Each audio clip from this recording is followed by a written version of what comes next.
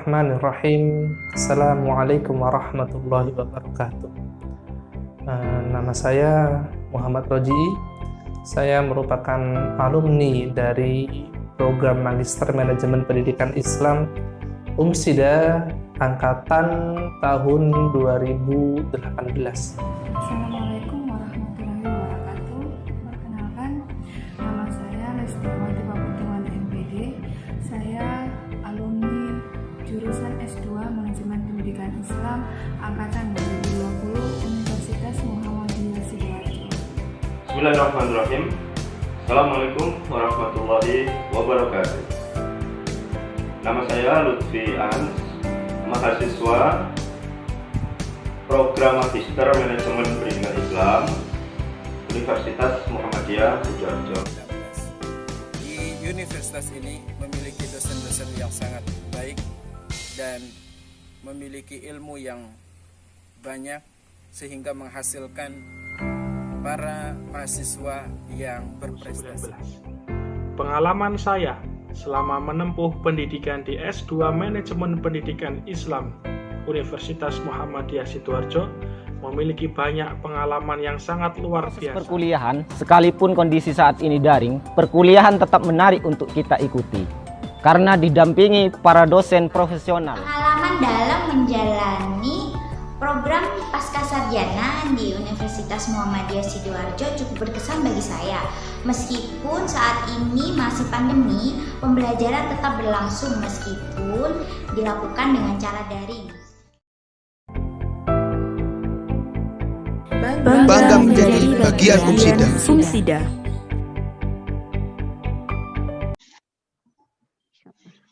Bu Eni Variatul selaku Ketua Prodi Magister Manajemen Islam. Selamat datang Ibu.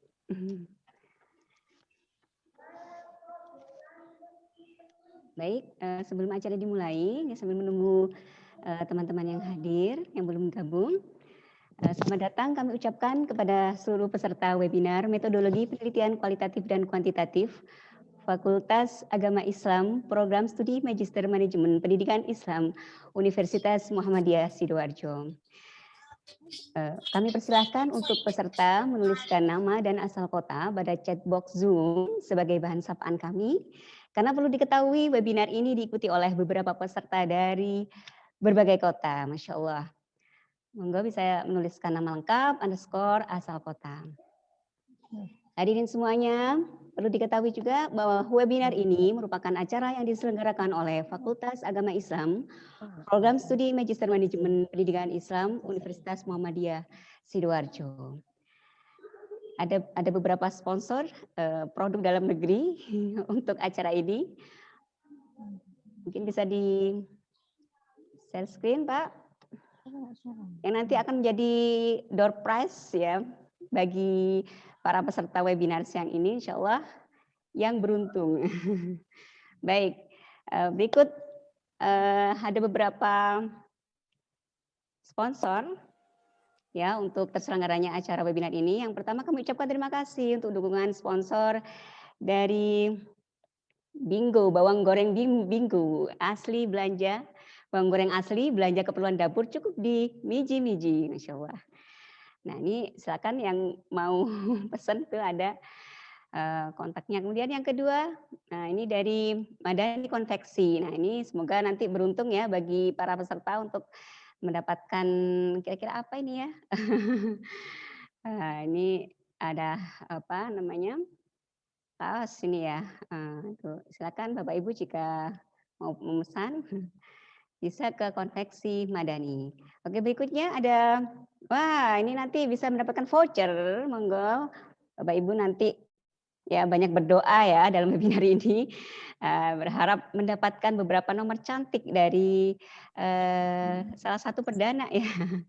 Ini oke, ini bisa ke Alsa Seluler Surabaya. Ini untuk kontaknya bisa dicatat. Monggo jika ingin membuka konter.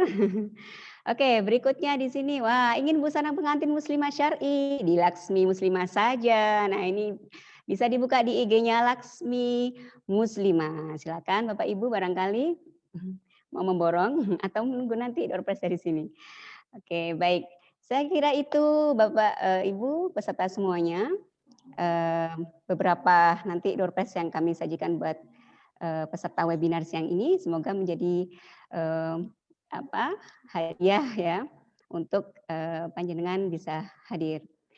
Oke, baik. Ini sudah ada 54 peserta. Baik, ini padahal ini harusnya ada 250 ini ya, sekitar 250 kurang lebih peserta webinar metodologi penelitian kualitatif dan kuantitatif ya yang diselenggarakan oleh Fakultas Agama Islam Program Studi Manajemen Magister Manajemen Pendidikan Islam Universitas Muhammadiyah Sidoarjo. Baik, mungkin saya akan bacakan di sini ada beberapa tata tertib yang harus dilaksanakan dalam mengikuti webinar ini. Yang pertama, gunakan nama lengkap saat bergabung di Zoom Room, kemudian berpakaian sopan dan aktif video. Silakan diaktifkan videonya. Oke, karena nanti ada ini ya di record dan nanti akan di upload di YouTube Universitas. Kemudian nomor 2, peserta dimohon untuk tidak mengaktifkan fitur mikrofon atau mohon bantuan untuk di-mute saat kegiatan webinar berlangsung. Yang ketiga, peserta menuliskan nama _asal kota _hadir. Nah, monggo silakan bisa ditulis di chat box mulai dari sekarang. Tapi nanti tetap ada link daftar hadir Bapak Ibu semuanya. Yang nomor 4, mengisi daftar presensi 2 kali di sesi 1 dan sesi 2 karena nanti kita ada 2 materi yang luar biasa, materi webinar. Silakan mengisi 2 kali ya untuk presensinya. Presensi akan diberikan pada ruang chat Zoom. Yang kelima, kegiatan webinar berlangsung. Peserta akan diberikan kesempatan bertanya kepada narasumber dipandu oleh moderator dengan cara menyalakan tombol raise hand atau ketik pertanyaan dengan format #tanya, ya nama _asal kota atau instansi _pertanyaannya apa. Kemudian bisa dikirim di ruang chat Zoom. Yang nomor 6, untuk e-sertifikat akan kami kirim paling lambat H+3 setelah acara webinar berlangsung melalui email panjenengan semua. Terakhir, jangan khawatir, akan disiapkan door prize bagi peserta yang terpilih. Banyak berdoa ya. Oke, hadirin semuanya baik. Saya kira karena di sini sudah hadir yang terhormat Dr. Hana dan sudah hadir pula pemateri 1, Masya Allah. Kita mulai saja acara untuk siang ini. Yang terhormat Dr. Istiqomah. Saya tidak. Ya. Ada ya, Masya Allah. Ibu mohon maaf. Sugeng rawuh, Ibu Dr. Istiqomah. Baik. Terima kasih Mbak. Inge, alhamdulillah, Masya Allah. Baik, kita mulai acara webinar siang ini, Bapak Ibu semuanya. Bismillahirrahmanirrahim. Assalamualaikum warahmatullahi wabarakatuh. Waalaikumsalam warahmatullahi wabarakatuh. Alhamdulillahirabbil alamin. La haula wala quwata illa billah. Wassalatu wassalamu ala nabiyyina Muhammad wa ala alihi wa sahbihi ajma'in, amma ba'd. Kepada yang terhormat Rektor Universitas Muhammadiyah Sidoarjo, Bapak Dr. Hidayatullah MSI. Yang terhormat Wakil Rektor 1 Bidang Akademik Universitas Muhammadiyah Sidoarjo, Dr. Hana Catur Wahyuni STMT. Yang terhormat Dekan Fakultas Agama Islam Universitas Muhammadiyah Sidoarjo, Dr. Istiqomah MAG. Yang terhormat Ketua Program Studi Manajemen Pendidikan Islam Universitas Muhammadiyah Sidoarjo, Dr. Eni Fariyatul Fahyuni. Yang terhormat Ibu Dr. Septi Budi Sartika MPD sebagai pemateri metode penelitian kuantitatif. Kepada yang terhormat Bapak Dr. Musfikon, insya Allah nanti menyusul kehadirannya. Nanti akan mengisi materi yang kedua, metode penelitian kualitatif. Yang terhormat Ketua Pelaksana Webinar Metode Penelitian Kualitatif dan Kuantitatif, Bapak Nurul Hadi. Alhamdulillahirrabbilalamin, dalam masa pandemi seperti ini, Allah masih memberikan kita kesehatan, kesempatan untuk menambah pengetahuan akademik kita dalam acara webinar metodologi penelitian kualitatif dan kuantitatif Fakultas Agama Islam, Prodi Magister Manajemen Pendidikan Islam. Yang kedua, mari senantiasa kita haturkan sholawat dan salam kepada Nabi Muhammad SAW, Sahibul Karamah wal Fadilah.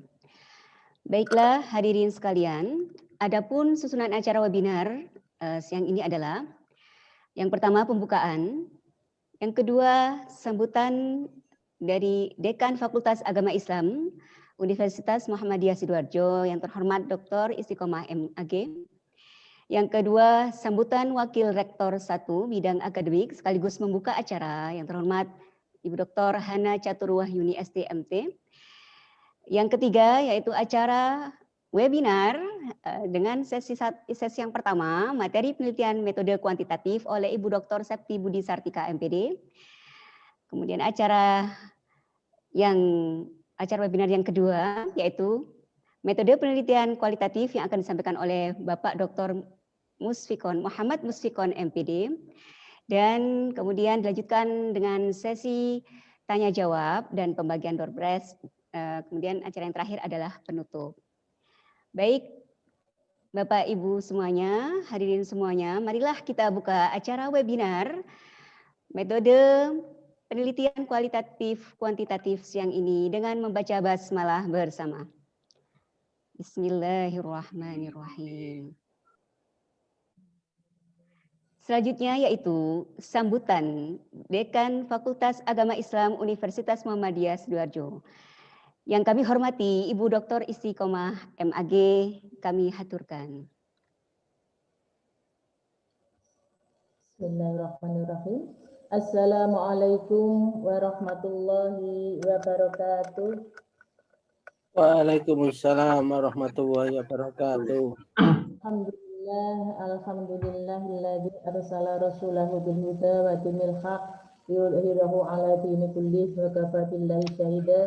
Asyhadu an la ilaha illallah wa asyhadu anna Muhammadan abduhu wa rasuluh. La nabiyya ba'dah. Yang terhormat Ibu Warek, Ibu Dr. Hana Caturwahyuni STMT, dan segenap narasumber yakni Dr. Septi Budi Sartika MPD dan Dr. Musikon MPD, dan segenap panitia yakni mahasiswa MMTI di semester 2 ini, dan luar biasa karena beliau ini adalah mahasiswa-mahasiswa di masa COVID, namun mereka tetap dedikasi, inovatif, dan kreatif.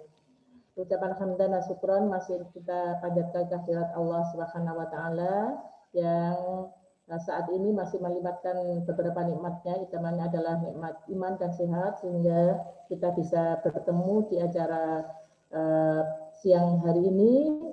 Mudah-mudahan nanti akan memberikan manfaat yang luar biasa bagi kita semuanya, terutama di mahasiswa pascasarjana yang akan menulis tugas akhir yakni tesis, dan juga mahasiswa di S1 yang semester akhir. Alhamdulillah, jadi bahwa webinar kali ini yang terkait dengan metodologi penelitian kuantitatif dan kualitatif adalah merupakan media atau sarana yang sangat urgent bagi mahasiswa, terutama mahasiswa MMPI ini, di mana semester 2 ini memang sudah harus siap-siap untuk menyelesaikan proposal tugas akhirnya sempurna untuk tesisnya. Namun karena memang kondisi masih pandemi, sehingga nyaris mahasiswa yang sekarang ini belum pernah tatap muka dengan dosennya. Namun alhamdulillah luar biasa Ibu Kaprodi kita yang bersama sinergi dengan mahasiswa ini, dan sponsor-sponsornya juga banyak yang luar biasa ini. Semoga nanti acara pada hari ini akan bisa mendongkrak kelulusan tepat waktu, karena target kita adalah mahasiswa MMPI itu semester 3 sudah lulus semuanya. Yang S1 juga begitu, semester 7 maksimal semester 8. Nah, ini juga sudah lulus semuanya. Maka dengan adanya webinar tentang metodologi penelitian baik kuantitatif maupun kualitatif itu, tentunya tujuannya adalah bermuara untuk mengantarkan mahasiswa-mahasiswa yang semester akhir ini untuk segera lulus tepat waktu, bahkan lebih cepat.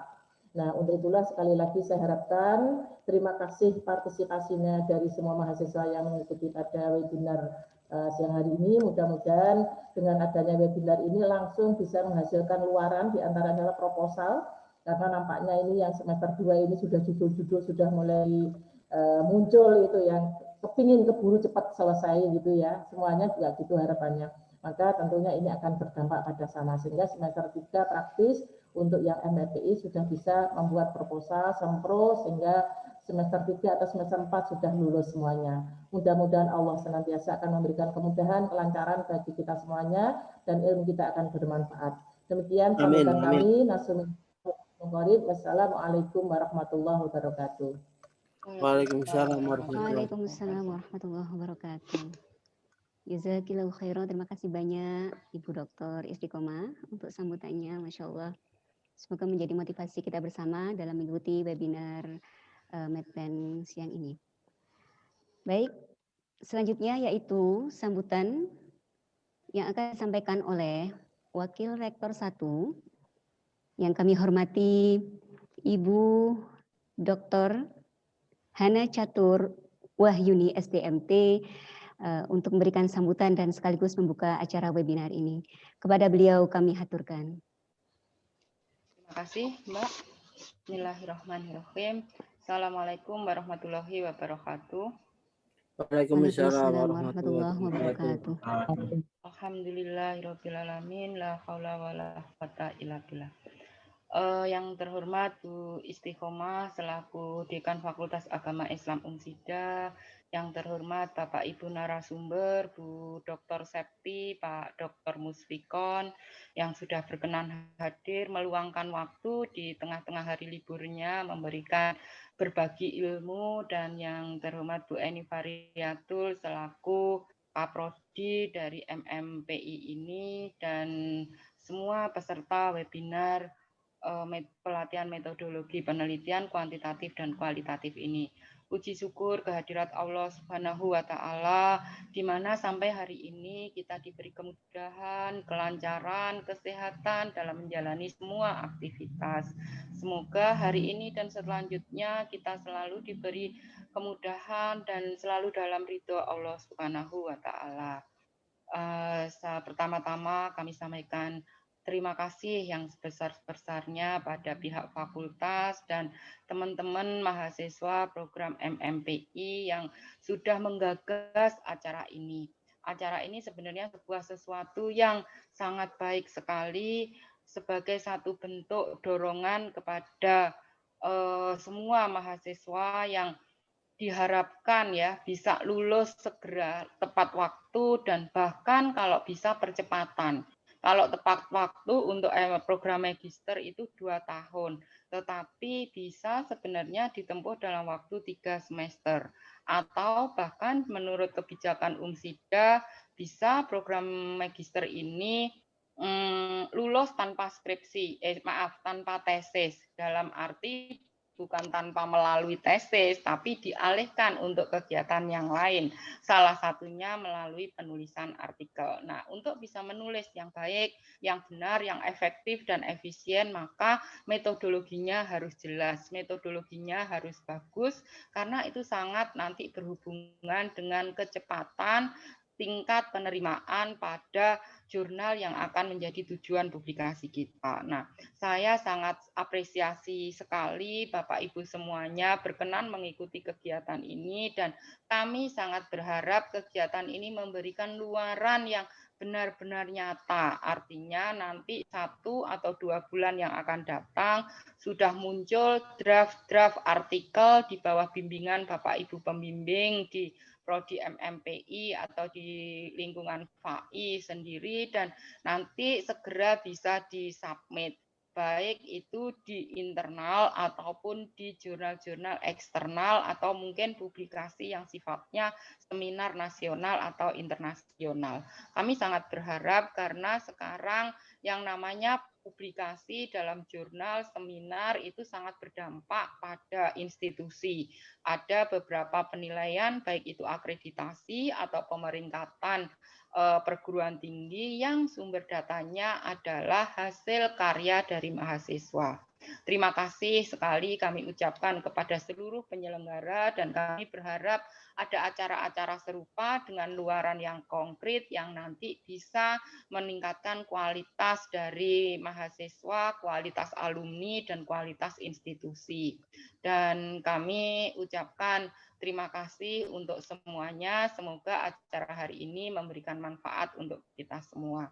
Bapak Ibu semuanya, dengan mengucap Bismillahirrahmanirrahim, acara siang hari ini resmi kami buka.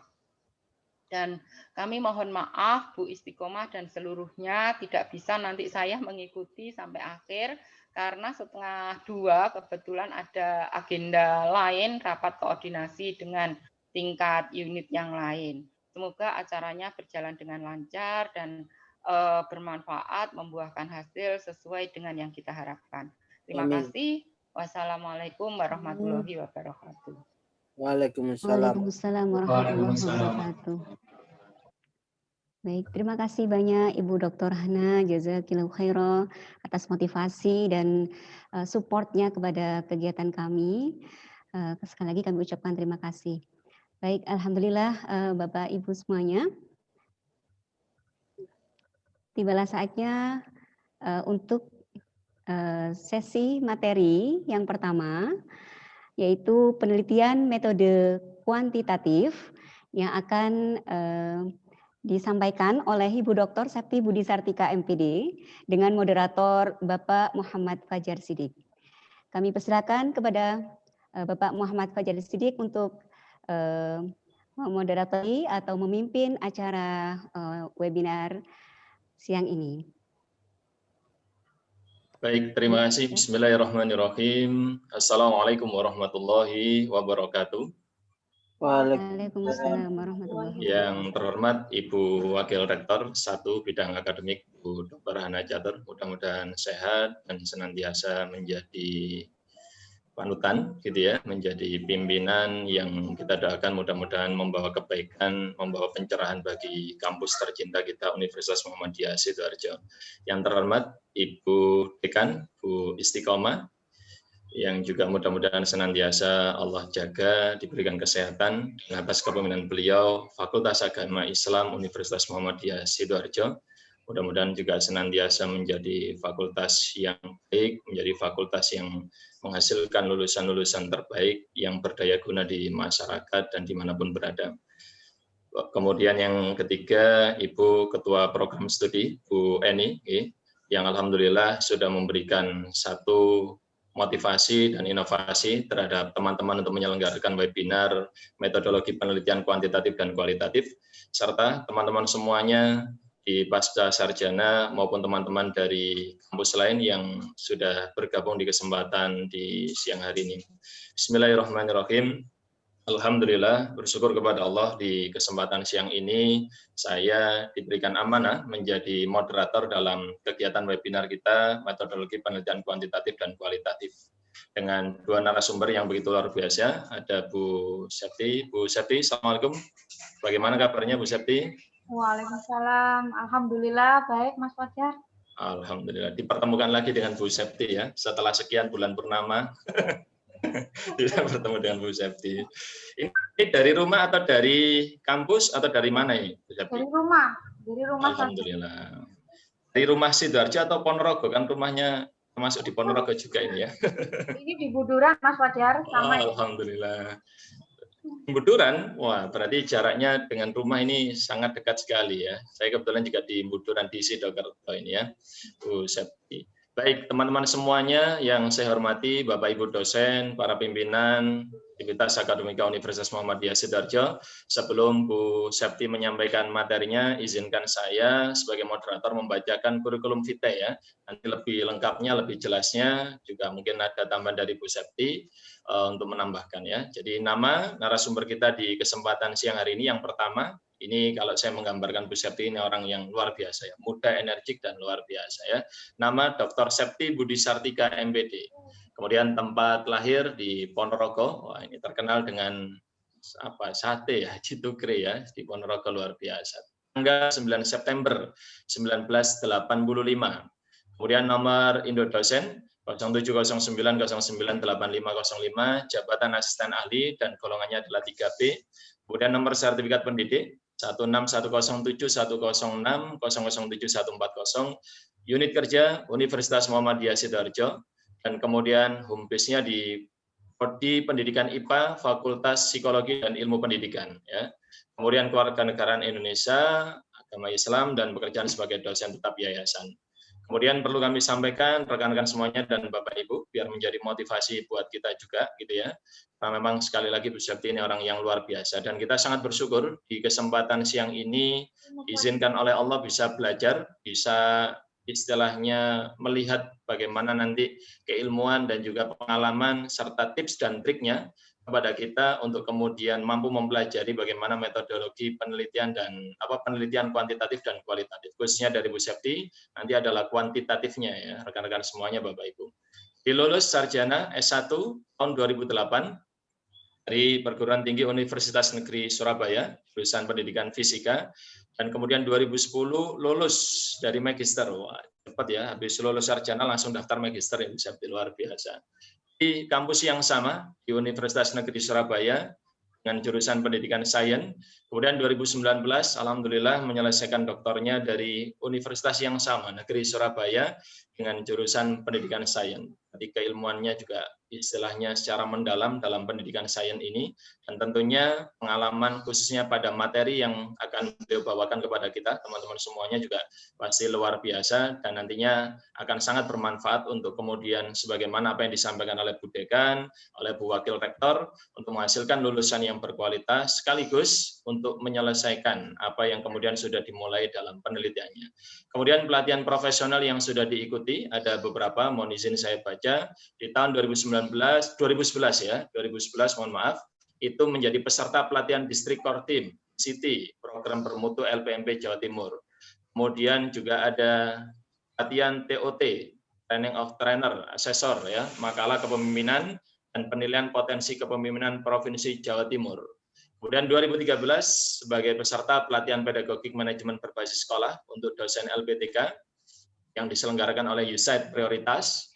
Kemudian 2015 menjadi peserta pelatihan peningkatan keterampilan dasar teknik instruksional pekerti angkatan 2 tahun 2015 yang diselenggarakan oleh Kopertis 7 ya, Kopertis Wilayah 7 dan juga oleh Universitas Muhammadiyah Sidoarjo program sinergi. Kemudian 2016 menjadi peserta pelatihan Applied Approach ya, angkatan 2 tahun 2016 sama oleh Kopertis dan juga Kopertis 7 dan Universitas Muhammadiyah Sidoarjo. Kemudian 2016 menjadi peserta bimbingan teknis penyusunan kurikulum pendidikan tinggi Belmawa Ristek Dikti. Kemudian 2018 mengikuti pelatihan calon asesor, Masya Allah luar biasa, yang diselenggarakan oleh BANPAUD dan BNF Jawa Timur.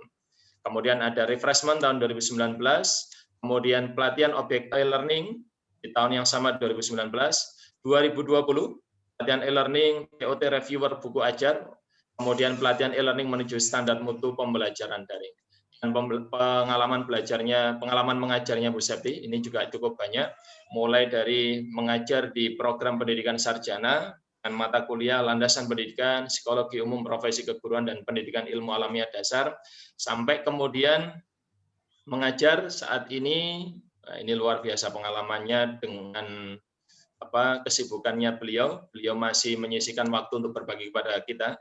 Oleh karena itu teman-teman semuanya yuk betul-betul kita ikuti dengan baik, dengan serius, karena memang untuk mengambil waktu dari para narasumber kita ini adalah sangat sulit gitu ya. Sehingga kalau siang hari ini Allah izinkan Bu Septi, Pak Musikon untuk bisa sharing kepada kita, mudah-mudahan menjadi satu kebaikan yang bisa kita upayakan menjadi aksi nyata ya. Selesainya tugas kita, ini luar biasa. Kemudian pengalaman penelitian dari tahun 2014 sampai dengan tahun 2020 yang paling akhir ini meneliti tentang model-model pembelajaran inovatif yang melatih keterampilan berpikir analisis sebagai ketua penelitian ya. Apalagi dalam kondisi pandemi seperti ini sangat dibutuhkan dan penelitian seperti ini. Kemudian karya ilmiah dan juga buku ini cukup banyak Bapak Ibu. Yang paling akhir ini ada buku ajar berpikir analisis melalui fluida. Wah, ini pakar banget ini Bu Septi karena beliau mengambil kedalaman ilmunya sehingga S3 pada pendidikan sains gitu ya dan juga fisika.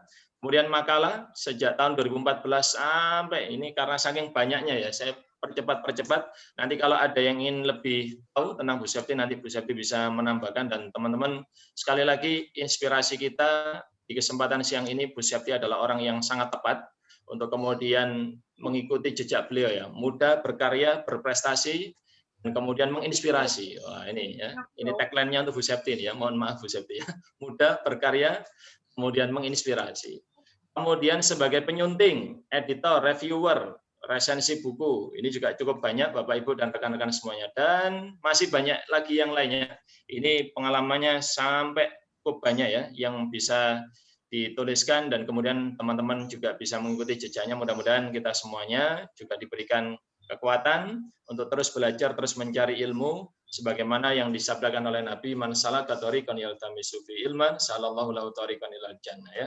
Mudah-mudahan Bapak Ibu semuanya, yuk sebelum saya mempersilakan mic-nya kepada Bu Septi untuk menyapa dan menyampaikan materinya, izinkan saya mengingatkan sekali lagi kepada teman-teman yang luar biasa di siang hari ini. Padahal puasa siang hari ini saat-saat nauma soimun ibadatun gitu ya, katanya beberapa ustadz-ustadz teman saya gitu ya.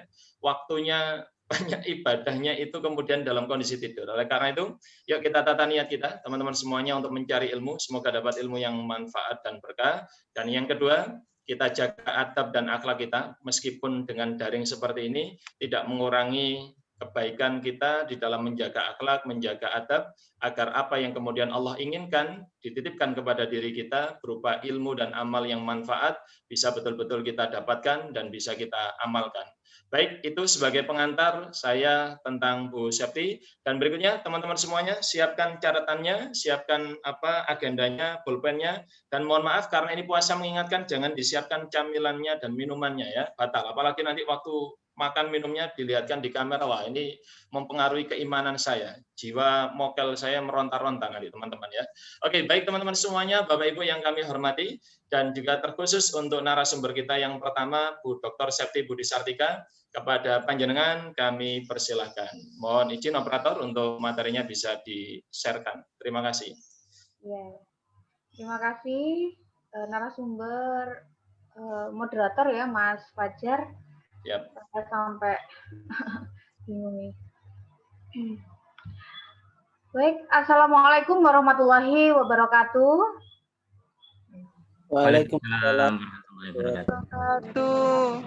Waalaikumsalam warahmatullahi wabarakatuh. Perkenalkan, saya Septi Budi Sartika, dosen dari Prodi Pendidikan IPA. Nanti sifatnya kita sharing ya, nggak usah ini sungkan gitu ya. Barangkali ada unek-unek yang ditanyakan terkait dengan medpen seperti itu. Alhamdulillahirabbil alamin. Kita saat ini diberikan kesehatan untuk bisa menjalankan aktivitas serta saling sharing mengenai metodologi penelitian. Langsung saja kah, Mas Fajar? Ibu, silakan Bu. Iya, apakah sudah bisa? Ini suara saya mungkin? Suara, slide, kemudian jenengan wajahnya dan terlihat jelas semuanya, Bu. Oh iya. Suaranya juga jelas. Terima kasih. Baik, kita mulai. Metodologi penelitian kuantitatif. Apa sih metodologi penelitian kuantitatif itu? Nah, coba kita bisa baca di situ ada definisi ya, di mana metodologi penelitian yang berlandaskan filsafat positivisme, meneliti sampel yang mewakili populasi, lalu ada teknik pengambilan sampel secara random atau acak, lalu ada teknik analisis data yang meliputi statistika deskriptif dan inferensial, di mana kesimpulan yang diperoleh itu dapat digeneralisasikan. Jadi nanti kita semua mungkin bisa membandingkannya dengan medpen kualitatif. Jadi ini kata kuncinya, kata kunci untuk belajar kuanti. Nah, supaya penelitian kuantitatif kita tidak itu aja gitu ya. Sebetulnya dalam bidang pendidikan, metodologi penelitian kuantitatif itu jenisnya ada 5. Jadi mungkin dulu yang masih S1 gitu, ataupun sekarang ini yang masih S1 yang mau menempuh skripsi mungkin bisa mempelajari, nanti akan punya ide gitu ya. Syukur-syukur tadi yang disampaikan oleh Wakil Rektor 1, Bu Hana, mengenai lulus tanpa skripsi atau lulus tanpa tesis itu bisa kita penuhi setelah selesai kegiatan ini. Amin. Nah, jenis-jenis penelitian kuantitatif dalam bidang pendidikan itu ada 5. Nanti akan kita bedah satu persatu sampai dengan pada aplikasinya gitu ya, atau pada artikelnya gitu. Yang pertama adalah eksperimen. Ini sudah tidak asing lagi ya bagi kita ya. Lalu ada subjek tunggal, lalu yang ketiga ada korelasi, yang keempat adalah kausal komparasi, dan yang kelima adalah survei.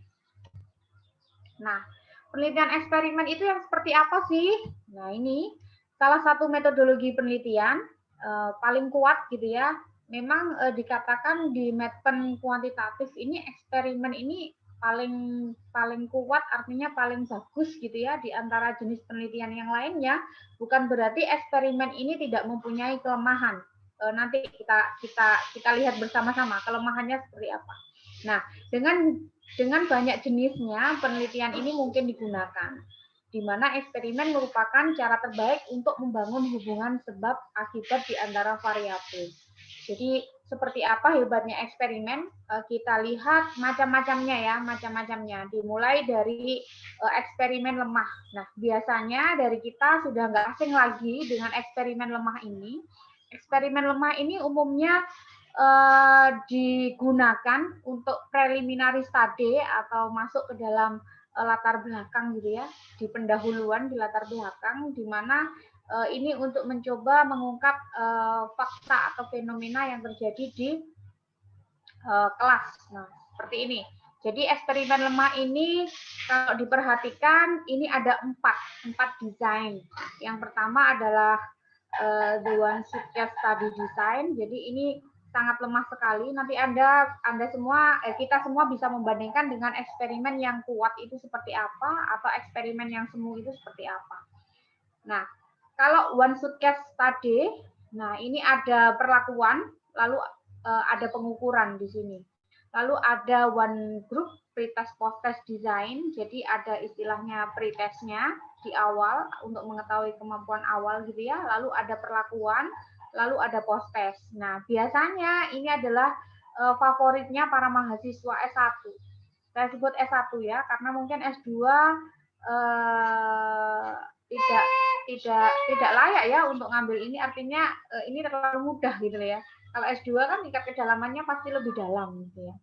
Lalu berikutnya ada static group. Nah, static group itu seperti ini, hampir mirip seperti one food case, hanya saja ini kelompoknya ada 2. Jadi satu kelompok itu tanpa adanya perlakuan, bukan berarti tidak dikasih perlakuan gitu, enggak, tapi perlakuannya mengikuti apa yang biasanya digunakan oleh gurunya gitu ya.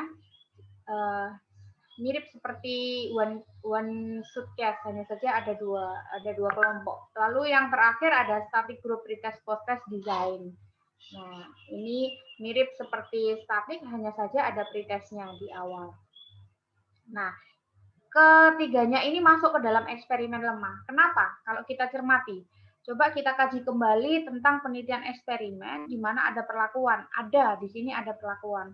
Adakah di sini yang namanya tadi dikatakan kuantitatif tadi ada random ya, istilahnya random. Apakah ini di random? Nah, ini tidak di random. Jadi dikatakan lemah karena sampelnya tidak random atau tidak acak. Nah, seperti itu. Lalu coba perhatikan lagi apakah ada kontrol di sini. Nah, di sini tidak ada kontrol. Padahal dalam sebuah eksperimen itu harus ada kontrol di situ. Nah, makanya favoritnya mahasiswa untuk S1 mungkin oke ya, kalau S2 tidak kami rekomkan ya. Lalu eksperimen sebenarnya. Nah, ini true experimental design. Jadi eksperimen yang sesungguhnya atau eksperimen yang paling hasilnya itu paling bagus gitu ya. Nah, di eksperimen sebenarnya ini Kalau digunakan di bidang pendidikan cukup sulit memang, tapi kalau digunakan di laboratorium mungkin bisa dengan ini ya, karena pengontrolan terhadap variabel itu sangat ketat kalau di lab gitu ya, berapa suhunya, berapa tekanannya dan seterusnya bisa. Tapi kalau dilakukan di kelas atau di bidang pendidikan mungkin agak sedikit rumit.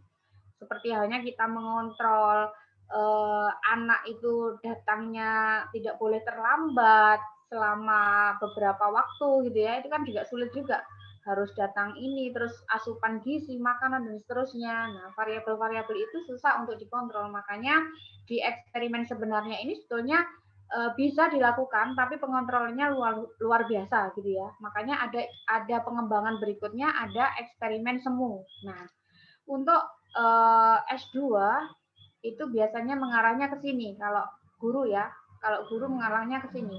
Jadi selain apa namanya melengkapi lemah ini terlalu kurang ya, artinya kurang bagus juga karena tidak random, juga tidak ada kontrol di situ. Nah, sebenarnya ini juga nggak bisa dilakukan, makanya muncul eksperimen semu. Di eksperimen semu ini desainnya juga ada 4 di sini.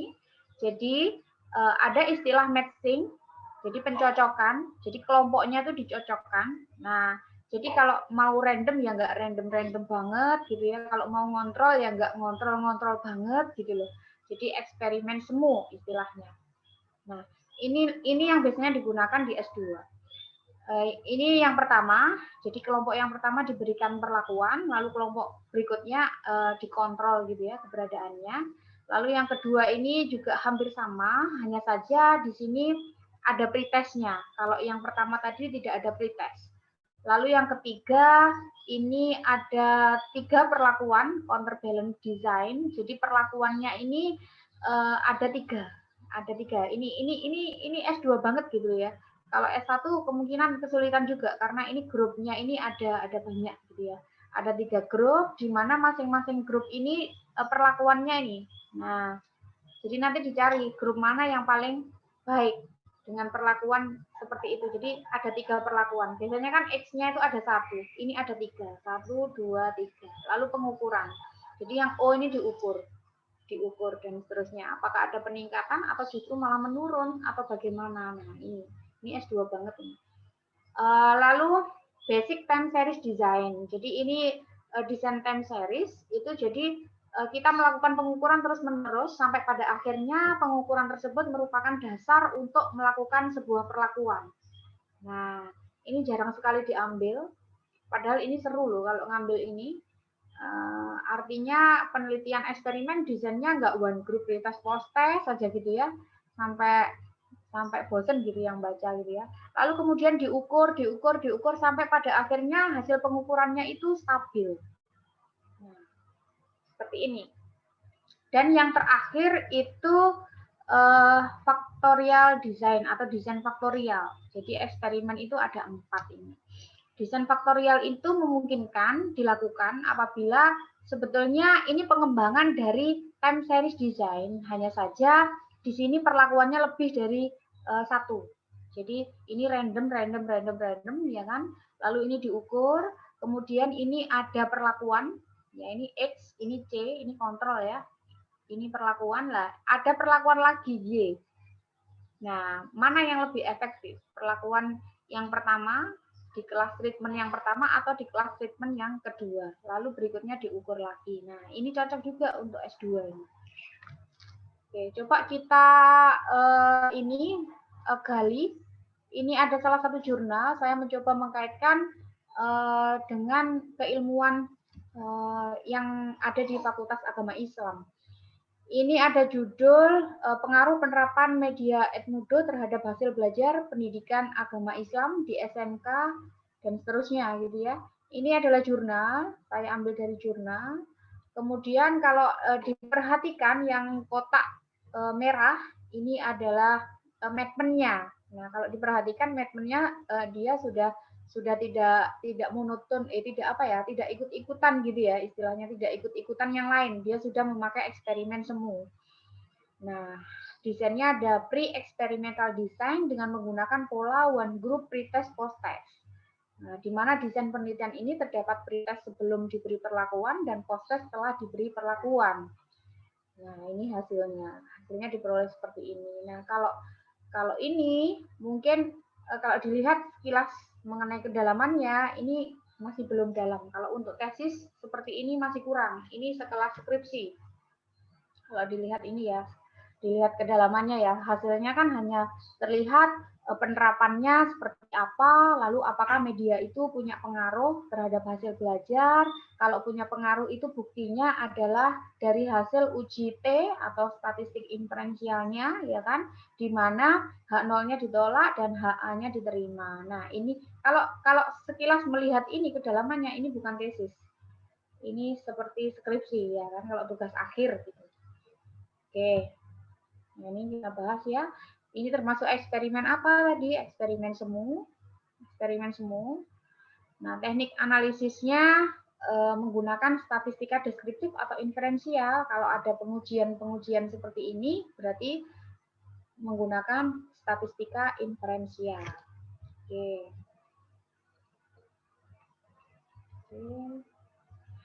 Jadi berikutnya, ini penelitian subjek tunggal. Ini yang nomor 2.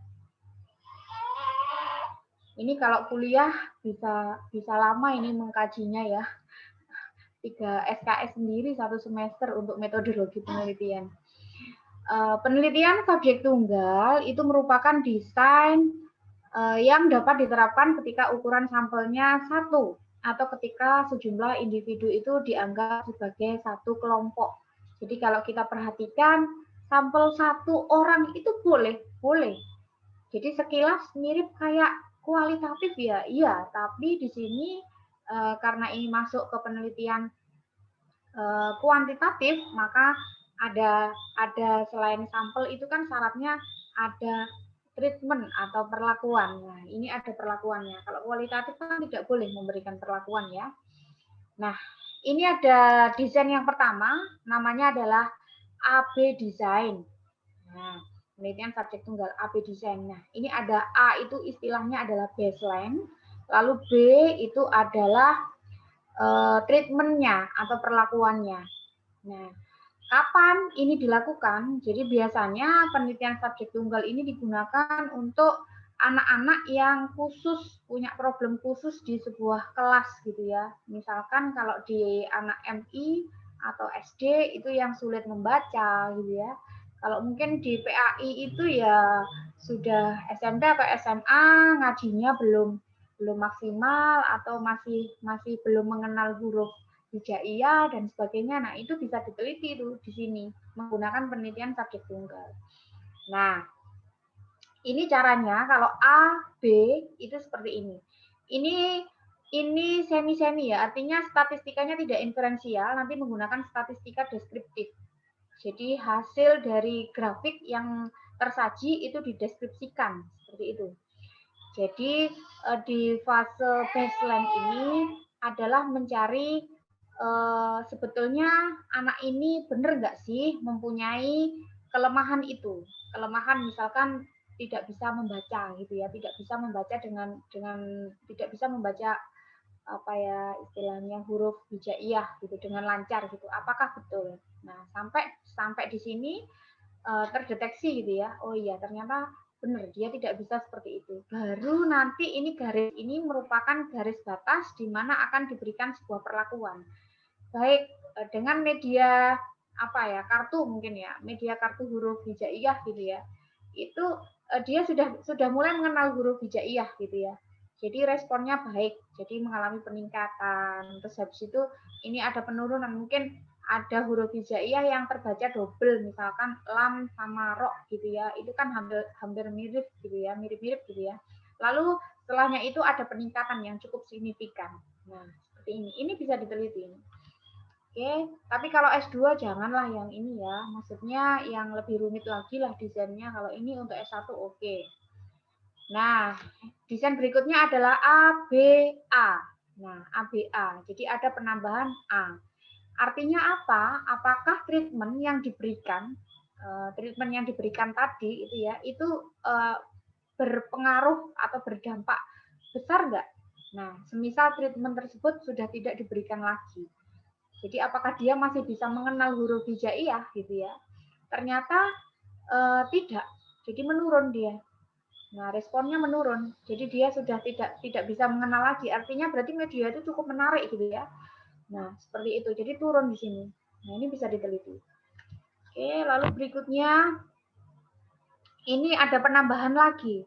Jadi setelah dikasih baseline, jadi AB gitu ya. Setelah dia ada baseline-nya ini, apakah nanti dikasih kartu itu, apakah dia naik lagi gitu ya? Tren datanya. Oh, ternyata dia naik lagi di sini. Nah, terus berikutnya ada contoh lagi desain yang berbeda. Jadi tidak ada baseline dulu. Kalau yang atas ini baseline-nya ada semua ya, diawali dari baseline. Kalau yang bawah ini BAB jangan diartikan lain ya. Ini nama desain dari PST, penelitian subjek tunggal, di mana B ini siswanya ini sudah langsung dikasih perlakuan. Baru ada baseline, lalu ada perlakuan lagi. Nah, ini contoh kasusnya adalah kasus yang betul-betul kayak misalkan siswa berkelahi gitu kan, kita tidak sampai menunggu dia jatuh korban gitu kan, nggak mungkin. Jadi harus langsung dikasih perlakuan. Nah, siswa yang senang berkelahi di kelas gitu ya, langsung ada perlakuannya. Nah, mungkin perlakuannya dipanggil atau apa, lalu berikutnya kita lihat apakah perilaku tersebut menurun atau justru tambah naik. Nah, seperti itu. Ini desain-desain yang digunakan biasanya di BK ya, bimbingan konseling itu cocok ini di sini. Lalu setelah itu diberikan perlakuan, oh ternyata mengalami penurunan. Justru kalau menurun kan bagus ya, artinya dia sudah kembali ke jalannya gitu ya. Oke. Lalu berikutnya ada desain namanya ABCB. Nah, kalau dilihat dari variabel hurufnya, A baseline, B perlakuan, C juga perlakuan, B. Nah, ini kembali ke perlakuan yang pertama. Apa maksudnya? Jadi ada dua perlakuan. Jadi akan melihat perlakuan mana yang lebih efektif misalnya. Yang pertama tadi tidak bisa membaca huruf hijaiyah atau tidak ngerti huruf sama sekali gitu ya. Setelah ada perlakuan kartu huruf tadi ya, oh naiknya luar biasa. Tetapi begitu kartu hurufnya itu begitu diganti dengan media yang lain, itu turun gitu loh. Pengenalannya turun. Lalu begitu menggunakan kartu huruf lagi, oh ternyata naik lagi. Nah, seperti ini. Ini trennya seperti itu. Nah, artinya berarti media kartu huruf itu lebih digemari, lebih efektif gitu. Nah, tentunya tidak serta-merta langsung kita putuskan efektif gitu ya, tapi ada pengujian-pengujian berikutnya.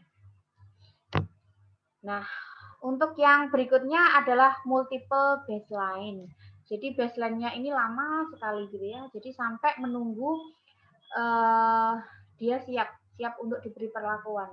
Jadi ini namanya multiple itu kan lebih dari satu, jadi perilakunya bisa lebih dari satu. Misalkan ini juga BK ya, anaknya itu sudah tidak pernah masuk, bolosan gitu ya, terus habis itu merokok, terus habis itu sering tidur di kelas, tidak pernah membawa buku. Nah, ini bisa dilakukan treatment seperti itu. Nah, ini namanya multiple baseline design. Mungkin ya bisa digunakan untuk tesis ini ya.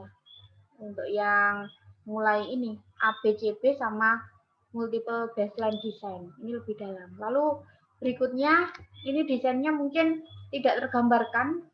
Ini desain pengembangannya. Jadi ada A, B, A, C, A. Bisa dikira-kira sendiri. Artinya berarti di sini ada pengembangan dari desain mana ini? Ini dari desain ABCB ini ya. Ini ada ABCBC gitu. Lalu ada BCB, lalu ada BCBC dan ada BCBCB. Nah, kalau kita lihat dari seluruh desain yang ada di penelitian subjek tunggal ini, satu hal yang mungkin menjadi pertanyaan besar bagi kita semua. Kapan penelitian subjek tunggal ini bisa berhenti? Sementara kalau dilihat dari sumbu X periode ya di situ ya, di bawahnya itu ya, itu kan bisa lama ya, bisa sampai lama ya. Kapan berhenti gitu ya? Penelitian ini bisa berhenti apabila garisnya itu sudah stabil atau konsisten, atau stabil itu lurus gitu ya. Nah, kalau masih belum lurus gini, tidak boleh berhenti. Jadi harus konsisten dulu dalam beberapa saat. Nah, itu baru boleh berhenti. Nah, seperti itu. Nah, kalau kalau di mahasiswa biasanya untuk S1 nih, untuk mahasiswa S1 tuh biasanya nggak mau pakai ini karena waktunya nggak jelas Bu, kapan berhentinya, terus nanti takut subjeknya bosen dengan kita, terus takut lagi semakin lama penelitian kan tahu sendiri apa cost ya, biayanya semakin besar juga. Tapi ya nggak apa-apa kalau kita mau mendalami, namanya orang meneliti kan ingin memperoleh sesuatu ya. Nah, ini contohnya, contoh penelitian subjek tunggal. Ini contohnya, pengaruh differential transformation of alternative behavior terhadap perilaku stereotip siswa autis kelas 3 Madrasah Ibtidaiyah, dan seterusnya gitu ya. Ini skripsi ya, sudah jelas ini skripsi. Nah, coba perhatikan di situ, mapnya menggunakan subjek tunggal kah? Penelitian ini menggunakan pendekatan penelitian kuantitatif dengan desain penelitian tunggal atau single subject research dengan menggunakan desain ABA. Nah, ABA boleh dipakai untuk skripsi, di mana desain ini terdiri dari subjek diberi perlakuan dalam jangka waktu tertentu dan pengaruh perlakuan diukur dari perbedaan antara baseline 1 atau A1. Ya, lalu berikutnya ada intervensi B dan ada baseline 2 atau A2. Lalu subjeknya adalah seorang siswa. Jadi satu orang siswa pun bisa diteliti di penelitian kuantitatif ini. Atau mungkin satu kelompok siswa yang punya perilaku yang sama. Misalkan sama-sama susah untuk membaca, sama-sama susah untuk berhitung, dan seterusnya. Nah, kalau diperhatikan lagi, teknik analisisnya apa ini? Apakah statistika deskriptif atau inferensial? Nah, kalau dilihat dari hasilnya, ini menunjukkan statistika deskriptif. Jadi tidak sampai pengujian hipotesis seperti itu ya. Nah, hipotesis yang deskriptif itu. Oke. Yang nomor 3 adalah penelitian korelasi. Tadi ada 5 ya, ini yang ketiga. Ada penelitian korelasi. Apa sih penelitian korelasi itu? Penelitian korelasi merupakan untuk mengetahui ada dan besarnya hubungan antar 2 atau lebih variabel bebas, di mana kontrol terhadap variabel tidak dilakukan dalam penelitian ini, dan variabel diukur secara intensif dalam setting atau lingkungan yang nyata. Sifatnya adalah ex post facto, yaitu mengungkapkan fakta yang sudah terjadi, di mana penyebabnya tidak bisa diintervensi. Artinya apa? Ini adalah penelitian kuanti yang kita tidak boleh memberikan sebuah perlakuan, tidak boleh mengintervensi. Istilahnya ex post facto. Nah, kalau diperhatikan, desainnya seperti ini. Jadi kalau untuk S2 tidak boleh ya pakai AB gitu ya, artinya terlalu dalam ini S1 ini. AB itu artinya variabelnya ada 2. Nah, kalau S2 itu mestinya minimal 3 lah variabelnya, ada A, B, C. Karena secara KKNI itu S2 ada pada level 8. Nah, level 8 itu lebih tinggi daripada level 6. Level 6 itu sarjana ya, kalau S2 itu level 8. Nah, ini kalau yang diagram pertama ini adalah untuk mengetahui hubungan antara 2 variabel. Lalu untuk diagram yang kedua ini untuk mengetahui hubungan 3 variabel. Nah, ini irisan ya, kalau dalam matematika himpunan irisan ya ini ya. Jadi A dan B dan C itu saling berhubungan.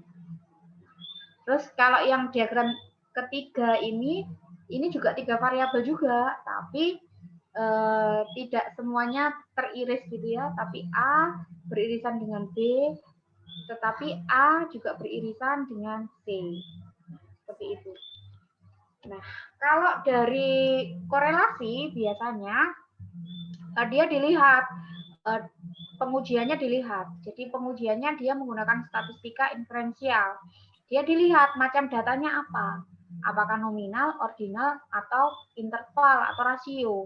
Nah, baru nanti bisa ditentukan bagaimana analisis datanya.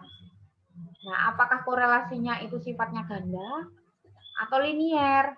Kebanyakan kalau linier itu S1, arah gitu ya. Kalau ganda itu bisa bolak-balik gitu ya. Bisa A ke B atau sebaliknya B ke A. Nah, apakah seperti itu? Coba nanti kita lihat contoh yang ada di dalam jurnal.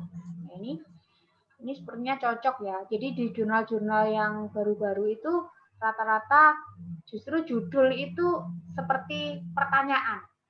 Seperti ini contohnya. Gaya kepemimpinan di Madrasah Aliyah, autentik, transformasional, autoritarian, atau transaksional. Itu ada tanda tanyanya gitu ya. Kalau kita perhatikan kotak merah itu dilihat bahwa analisisnya itu menggunakan SEM. Ini sudah lebih maju ya. Kalau kita perhatikan ini tesis ini. Hasil analisis dan pengolahan data penelitian menunjukkan bahwa ini gaya kepemimpinan transaksional dan autorian pada Madrasah Aliyah berpengaruh secara positif dan signifikan terhadap kinerja guru, sedangkan gaya kepemimpinan transformasional dan autentik tidak berpengaruh signifikan terhadap kinerja guru. Nah, ini sangat singkat sekali abstraknya. Oke, mungkin nanti bisa dicek di ininya, artikelnya orangnya ini. Nah, kalau ditanyakan, dia termasuk korelasi kah? Termasuk korelasi di sini. Nah, karena ada pengaruh secara positif. Lalu teknik analisisnya apakah statistik deskriptif atau inferensial? Kalau dilihat dari hasilnya, ini mengarah ke statistika inferensial. Selain menggunakan SEM bisa Bu, SEM, SPSS itu kan sudah tersedia gitu ya, data tinggal dimasukkan. Gitu. Lalu ada analisis yang lainnya mungkin istilahnya multivariat, analisis multivariat kayak gitu. Oke, jadi itu untuk korelasi. Lalu yang nomor 4 adalah penelitian kausal komparasi. Dari namanya, itu bisa diartikan bahwa kegiatan penelitian untuk mencari informasi tentang hubungan antara akibat dengan kemungkinan penyebabnya. Nah, dia dipandang sebagai bentuk penelitian asosiatif karena keduanya menggambarkan kondisi yang sudah ada atau ex post facto. Sebetulnya mirip ya dengan korelasi, hanya saja penelitian ini ada desainnya. Desainnya seperti desain eksperimen, tapi tidak boleh memberikan perlakuan. Nah, jadi faktanya sudah terjadi seperti itu. Ini boleh dilakukan di tesis, sebetulnya boleh, tapi ya pastinya yang dibandingkan itu seperti ini. Nah, ini. Jadi ini desainnya, desain secara umum gitu ya. Jadi ada kelompok 1, kelompok 2, ini grup yang mempunyai karakteristik, ini yang tidak punya karakteristik, lalu kemudian diukur gitu ya. Lalu berikutnya, ini yang kedua, ini grup yang pertama itu punya karakteristik, ini juga punya karakteristik, lalu diukur dibandingkan. Nah, kalau kita cermati bedanya dengan eksperimen, di sini tidak ada istilah perlakuan.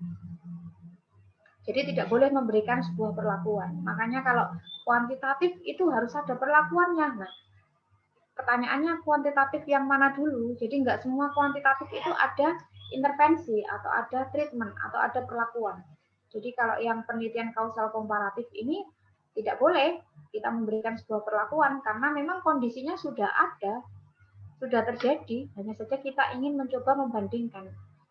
Misalkan mana yang terbaik. Seperti itu. Ini kaitannya sama variabel luar ya. Jadi kalau kita perhatikan, ini teori banget ini. Jadi variabel luar sama variabel hasil gitu ya, itu saling beririsan misalnya, maka di situ akan memunculkan validitas internal yang bagus dan seterusnya. Nah, ini hanya teorinya ini. Coba kita langsung lihat ke aplikasi atau penerapannya. Nah ini pengaruh disiplin belajar, motivasi belajar, dan lingkungan keluarga terhadap prestasi belajar pendidikan agama Islam siswa. Nah, ini kalau dilihat variabelnya banyak, Bu. Iya, karena memang sengaja. Ini adalah tesis. Lalu berikutnya, nah, kotak merah ini adalah mappernya. Penelitian ini menggunakan pendekatan kuantitatif yang berarti data dan informasi dikembangkan dalam bentuk angka. Sedangkan jenis penelitian adalah kausal komparatif dan sifatnya ex post facto. Artinya disiplin itu sudah dilakukan kan, sudah dilakukan siswa selama ini, bukan sesuatu yang diperlakukan atau diintervensi. Motivasi juga demikian, sudah ada gitu. Lingkungan keluarga ya sudah ada, jadi bukan sesuatu yang diintervensi atau perlakuan. Nah, kalau dilihat ini lumayan ini dalam, artinya bisa dilakukan. Nah, hasil penelitiannya, kalau diperhatikan dia termasuk kausal komparasi, teknik analisis datanya dia menggunakan statistika. Nah, ini ada uji pengaruh juga. Ya, selain mendeteksi adanya pengaruh atau hubungan, dia juga hubungan kausalitas sebab akibat ini juga bisa terdeteksi di sini. Makanya menggunakan statistika inferensial di sini. Ini kausal komparasi. Lalu yang terakhir ada penelitian survei. Ada 5 ya. Survei ini sangat membuka peluang sekali untuk Anda, terutama untuk tesis gitu ya, yang masih ngawang-ngawang gitu, penelitian apa ya, ini menjadi hal yang bisa dijadikan ini. Tesis merupakan penelitian yang diadakan untuk memperoleh fakta dari gejala-gejala yang ada dan mencari keterangan secara faktual. Informasi dikumpulkan dari jumlah sampel berupa orang melalui pertanyaan-pertanyaan. Satu, cara mengumpulkan data melalui komunikasi dengan individu dalam suatu sampel. Nah, yang pertama, tipenya ada 2, ada cross-sectional survei sama longitudinal survei. Kalau cross-sectional mungkin kita tidak mampu ya, ini kaitannya sama sensus. Kalau sensus itu ya seluruh populasi diambil sebagai sampel. Luar biasa sekali kalau diperhatikan gitu ya, berarti sampelnya banyak sekali kalau sensus ya. Lalu yang kedua, biasanya yang dilakukan oleh mahasiswa kita adalah longitudinal survei, di mana informasi dikumpulkan pada titik waktu yang berbeda dari suatu waktu untuk mempelajari perubahan populasi. Jadi ini ada istilah sampel. Nah, longitudinal survei itu terbagi menjadi trend studies, cohort studies, dan panel studies. Nah, ketiganya ini mempunyai karakteristik. Lalu berikutnya, nah ini adalah macam-macam koleksi data ya, metode pengoleksian data di survei. Jadi bisa melalui administrasi langsung gitu ya, atau langsung itu apa, face to face istilahnya ya, face to face. Lalu ada telepon, lalu melalui email, interview, bahkan saat ini sudah canggih gitu ya, melalui Google Form gitu ya, link Google Form itu sudah bisa. Nah, ini sudah dikaji dari hasil penelitian bahwasanya secara komparatif cost, fasilitas yang dibutuhkan sampai dengan bagaimana si penanya, bagaimana lamanya mengoleksi data, respon dan seterusnya, itu lebih bagus yang mana kalau dilihat dari ini. Tentunya paling bagus ya face to face ini ya, kalau Anda perhatikan secara langsung. Nah, saat ini banyak sekali aplikasi yang bisa dengan mudah menggunakan ini untuk survei ini. Salah satunya ya Google Form itu ya, yang biasa digunakan. Kita lihat contoh aplikasinya. Ini contoh survei ya, pembelajaran daring di masa pandemi COVID-19 pada perguruan tinggi keagamaan Islam negeri. Nah, ini studi di IAIN Pekalongan, jadi kampus ya. Jadi dia surveinya di kampus gitu ya. Nah, kalau diperhatikan, ini kayaknya surveinya mahasiswa ya ini. Tapi luar biasa ini, surveinya mahasiswa sudah melibatkan banyak sekali prodi. Kalau diperhatikan prodinya, ini termasuk survei, lalu dilaksanakan menggunakan Google Form, yang tautannya disebarkan melalui aplikasi WhatsApp. Nah, ini sampelnya adalah prodi di lingkungan IAIN Pekalongan. Nah, akhirnya diperoleh hasil seperti ini. Nah, ini boleh dilakukan untuk tesis, boleh, asalkan cakupan atau sampelnya itu lebih banyak ya. Kalau semakin banyak kan semakin bagus untuk generalisasi. Jadi paling enggak ya kecamatan gitu ya, sekabupaten itu lebih bagus. Kalau tingkatannya masih dalam satu institusi itu mungkin masih kajiannya skripsi. Gitu. Nah, ini statistikanya menggunakan apa? Kalau survei menggunakan statistika deskriptif. Jadi dia tidak menggunakan inferensial. Oke, ini kata-kata terakhir. Mungkin nanti setelah ini kita diskusi ya. Tesis yang baik itu adalah yang selesai. Bismillah, dengan ini mungkin nanti bisa menjadikan bahan untuk segera menyelesaikan tesis.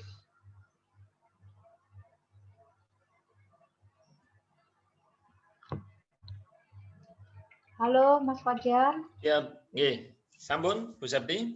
Iya, sudah. Mungkin langsung diskusi atau? Iya, mungkin ada sesi untuk teman-teman diskusi dan tanya jawab. Luar biasa untuk Bu Septi. Teman-teman semuanya masih ada di Zoom ya, ada di Zoom meeting kita. Tadi sudah disampaikan paparan materi dari Bu Septi ya, secara garis besar bahwa jenis penelitian kuantitatif ya Bu Septi tadi ada 5 gitu ya. Jadi ada eksperimen, ada subjek tunggal, korelasi, kausal, komparasi, dan survei. Tentu dengan kelebihan dan kekurangan yang kemudian tadi sudah disampaikan. Dan berikutnya, ini bagian yang juga tidak kalah pentingnya. Untuk teman-teman semuanya, kita berikan kesempatan untuk bertanya, kita berdiskusi, dan kemudian sekaligus kita bisa langsung berkonsultasi dengan pakarnya kepada Bu Septi ini. Silakan kepada teman-teman, jika ada pertanyaan, boleh raise hand. Jika ingin open mic, ya menyampaikan secara langsung, mungkin dengan bahasa tulisan tidak cukup mewakili suara hati, maka dengan bahasa lisan kita berikan kesempatan. Tapi kita juga memberikan kesempatan bagi teman-teman yang kemudian mengirimkan di room chat ya. Jadi di room chat itu bisa dituliskan. Ini ada pertanyaan Bu Septi dari teman-teman, mohon izin saya baca. Pertanyaan yang pertama ini datang dari Pak Abdullah Makrus ya. Beliau ini adalah guru di SD Muhammadiyah 1 Pujanganom Sidoarjo. Pertanyaannya adalah, jika penelitian dengan subjek tunggal, apakah tidak dikhawatirkan hasil penelitian itu kemudian dipengaruhi oleh kecenderungan subjektif si peneliti sendiri? Nah, ini ada pertanyaan dari Pak Makrus ya. Mungkin bisa langsung dijawab Bu Septi. Iya. Silakan. Terima kasih. Jadi kalau menulis hasil penelitian itu kan kita tidak hanya menunjukkan hasilnya seperti apa, tapi kita juga perlu mengkaitkan dengan kajian teoritis dan empirisnya. Nah, seperti itu.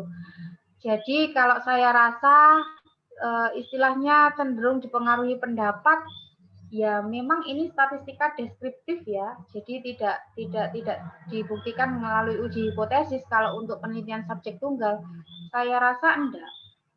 Tidak. Gitu ya. Karena kita mencoba juga untuk menjajarkan dengan teori sama empiris sebelumnya. Nah, apakah itu juga terjadi pada subjek yang kita teliti gitu loh. Nah, seperti itu. Jadi kecenderungan untuk subjektif si peneliti sendiri tidak mungkin gitu ya, karena tetap ada beberapa data yang kemudian diperlukan sebagai penguat dari hasil dari penelitian itu sendiri ya Bu Septi ya. Iya. Okay. Bagaimana, mungkin ada pertanyaan lagi atau mungkin dari Pak Makrus sudah jelas, bisa ditulis di kolom chat. Iya, baru Pak Abdullah Makrus ini. Baru Pak Abdullah Makrus ya. Baik, sambil menunggu pertanyaan yang kedua. Oh, ada lagi. Silakan. Dari mana? Pak Yono, Suyono. Oh, Pak Yono. Oke, silakan Pak Yono. Terima kasih kesempatannya Pak Fajar. Assalamualaikum warahmatullahi wabarakatuh. Siap. Bunda Septi, berkaitan kami ini di S2 ya, setelah lagi ya persiapan tesis, karena kami juga membingungkan dengan judul dan muatannya juga ditempuh dengan 3 variabel. Kapan itu kami 2 variabel kurang memungkinkan karena syarat di UMSIDA minim untuk S2 itu 3 variabel. Nah, kebetulan kemarin saya mencoba 3 variabel itu ketika untuk mau saya teliti kemungkinan memang seorang peneliti kan harus subjektif ya.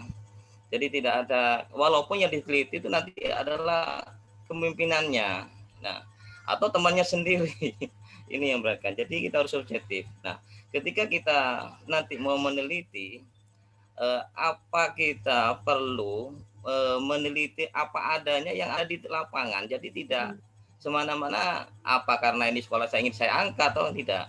Jadi ingin di situ. Jadi mohon arahannya. Untuk saya sebagai peneliti nanti kiranya karena yang misalkan hasil yang saya teliti nanti kok tidak memuaskan dengan apa yang karena ini kan akan dibaca orang lain gitu loh. Iya. Nah, jadi bagaimana Bunda Septi? Terima kasih. Iya. Terima kasih Pak Yono tadi ya, Pak Suyono. Iya. Nah, kalau hasil penelitiannya itu misalkan tidak sesuai dengan yang diharapkan. Kalau misalkan hipotesisnya tidak terbukti atau ditolak gitu ya, artinya kan waduh, ini gagal ini penelitiannya. Tidak ada penelitian yang gagal gitu ya. Coba kita kaji kembali. Dan tidak ada kalau misalkan ini kok hasilnya buruk jelek gitu ya, terus habis itu tidak lulus gitu ya. Tidak ada sebetulnya. Tapi tergantung kedalaman kita menganalisa. Jadi kita analisisnya itu kita perdalam. Apa yang membuat hasil penelitian kita dengan kajian teoritis dan kajian empiris sebelumnya itu berbeda. Nah, itu justru malah lebih bagus itu di situ. Banyak sekali sebetulnya di perguruan tinggi, nggak hanya di perguruan tinggi negeri ya, artinya di PTN pun juga terjadi. Jadi mahasiswa itu ya ketakutan gitu ya, kalau hasilnya jelek gitu, datanya jelek nggak maksimal, ya nggak apa-apa sebetulnya. Hanya saja nanti kita analisisnya kita perdalam.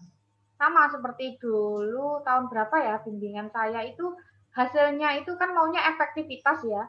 Jadi ternyata dari efektivitas itu 4 indikator ya, dari 4 indikator hanya 3 indikator aja yang mencapai dan 1 indikator tidak mencapai, artinya kan tidak efektif gitu ya. Padahal judulnya efektivitas gitu, tapi tidak efektif hasilnya.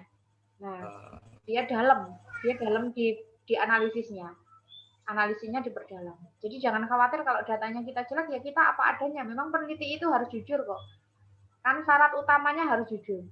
Kalau nggak jujur kan, ya apa nanti ininya. Ya Pak. Tinggi, terima kasih.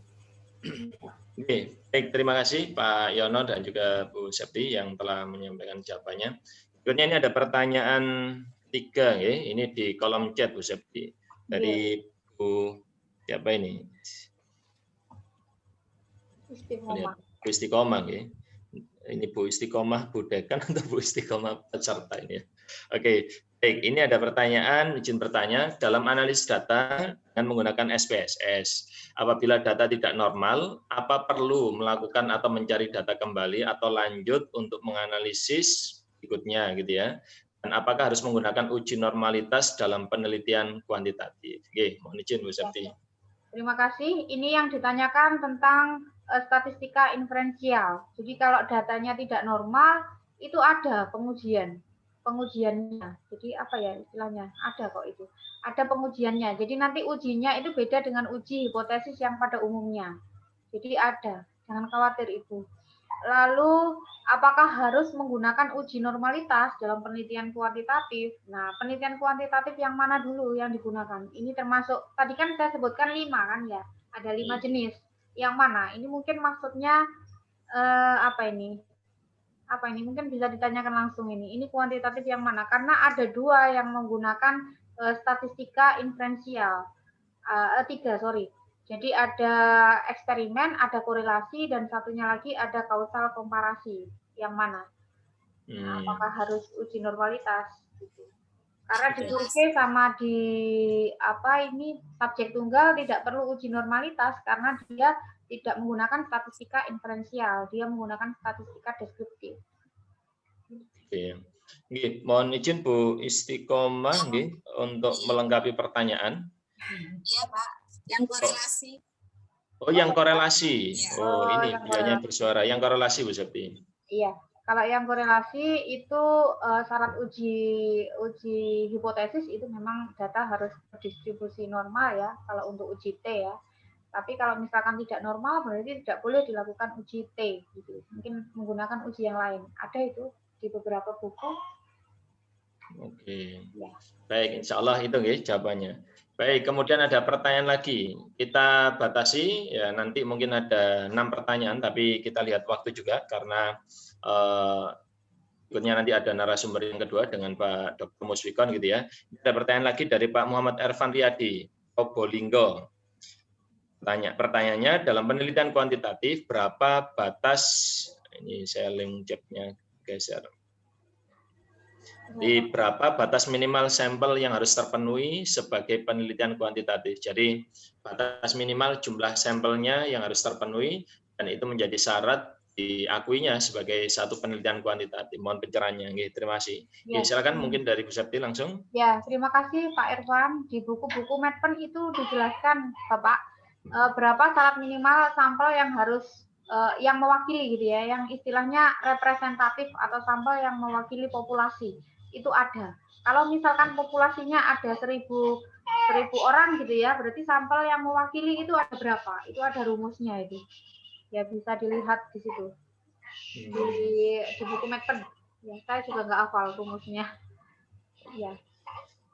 Silakan. Ya, ini dalam rangka literasi juga ya, Pak Irfan bisa membaca di buku metodologi penelitian terkait dengan pertanyaan yang jenengan ajukan, berapa batas minimal. Istilahnya sampel yang representatif gitu ya.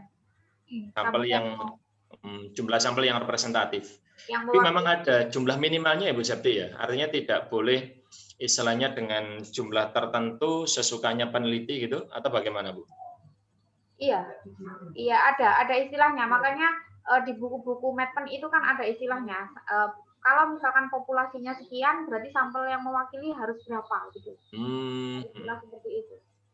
Jadi kalau misalkan populasinya banyak ya boleh jadi sampel yang diambil juga harus banyak Bu ya. Ya. Nah, ini kembali lagi Mas Fajar ke jenis penelitian kuantitatifnya jenis apa. Kalau dia pakai single subject kan tidak perlu sampel yang banyak kan, bisa satu individu atau satu kelompok yang perilakunya sama gitu. Oh gitu, siap-siap. Iya. Nyambung tadi ada pertanyaan Pak Yono Bu, saya kok teringat ada teman di S2 itu kemudian meneliti kepemimpinan gitu ya, manajemen kepemimpinan kepala sekolah. Kepala sekolahnya beliaunya sendiri Bu, apakah yang seperti itu diperbolehkan Bu? Jadi meneliti dirinya sendiri, ngobrol sendiri gitu ya? Iya baiknya janganlah ya. Jadi meneliti dirinya sendiri ya, seperti yang dikatakan tadi ya. Baiknya janganlah, banyak kepala sekolah yang lain. Judulnya introspeksi diri kan. Oh iya. Oh iya. Kalau meneliti diri sendiri mungkin nanti waktunya muhasabah renungan malam itu cocok gitu. Kalau penelitian kan butuh ini Pak ya, istilahnya kredibilitas ya. Kalau meneliti diri sendiri itu nanti gimana kredibilitasnya? Ini istilahnya validitas internalnya bagaimana? Bisa. Terus instrumennya kita sendiri yang buat, lalu hasilnya kita sendiri juga yang menjawab, gitu kan ya? Ya apa itu? Saya nggak baru dengar ya. Iya, nggak tahu ini teman-teman kalau inovasinya ada saja, maksudnya inovasi yang tidak berbasis keilmuan gitu ya, karena berbasis perasaan mungkin berangkatnya Bu. Jadi karena kondisi tertentu sehingga yang diteliti dirinya sendiri. Baik, mungkin ada lagi teman-teman pertanyaan, masih ada kesempatan dan disampaikan bahwa teman-teman semuanya aktifan kita di dalam mengikuti webinar kali ini. Tentu juga kemudian tadi sudah disampaikan oleh Master of Ceremonial kita Bu Nur Olivia ya, ada door prize ya, ada door prize. Jadi Ramadan itu bulan yang penuh berkah. Selain dapat ilmu, kemudian kita dapat istilahnya hadiah gitu ya, yang nanti juga sangat bermanfaat. Oke, ada pertanyaan lagi? Ampun? Silakan yang ingin bertanya bisa. Oke, silakan. Dari mana? Dari Agus Rianto. Oh, Pak Agus. Oke, silakan Pak Agus disampaikan pertanyaannya. Oke, terima kasih. Assalamualaikum warahmatullahi wabarakatuh. Waalaikumsalam. Sabti tadi menjelaskan pada saat penelitian korelasi kalau nggak salah. Oke, Pak.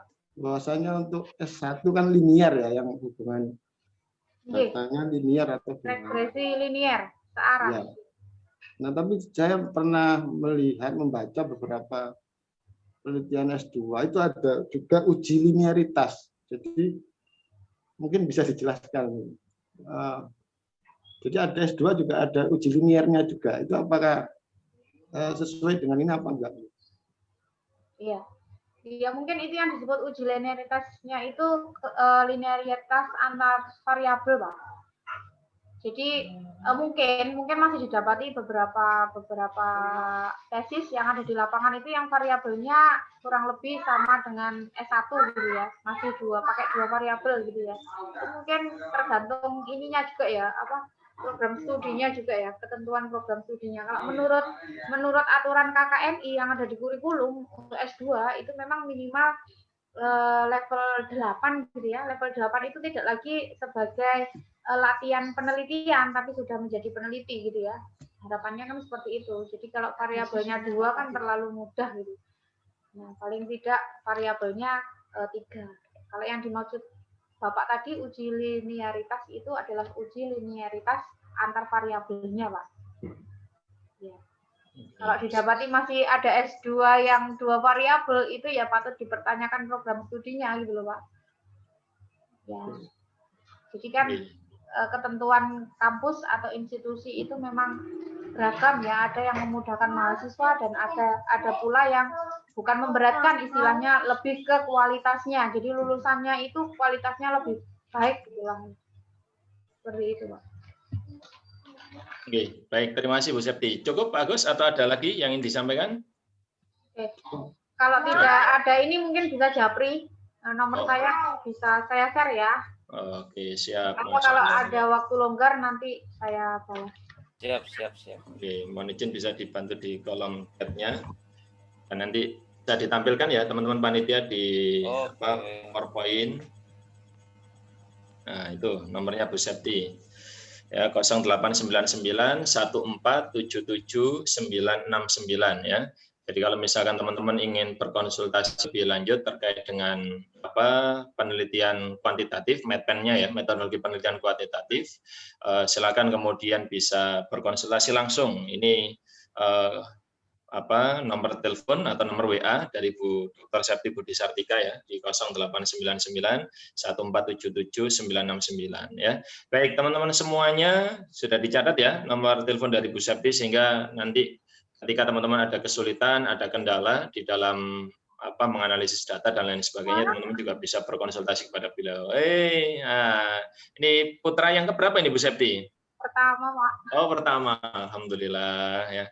Baik, teman-teman semuanya, perlu diketahui sekali lagi bahwa webinar kali ini terdapat 2 materi dan kita sudah mengikuti materi yang pertama dari Bu Dr. Septi Budi Sartika ya MBD, dan juga tadi ada 5 pertanyaan yang sudah tersampaikan. Terima kasih kami sampaikan kepada teman-teman penanya gitu ya. Dan jika nanti masih ada pertanyaan lagi kepada Bu Septi, nanti kita buka lagi ya. Sekarang kita akan segera masuk ke sesi yang kedua. Tapi sebelum itu, teman-teman, saya ingin memastikan bahwa teman-teman yang ada di room Zoom ini kemudian betul-betul masih hadir, masih semangat, masih masih energinya masih banyak untuk mencari ilmu. Dan mohon izin saya menyampaikan permainan sederhana ya, permainan sederhana. Kita agak rileks, agak santai, tapi kemudian juga dapat ilmunya.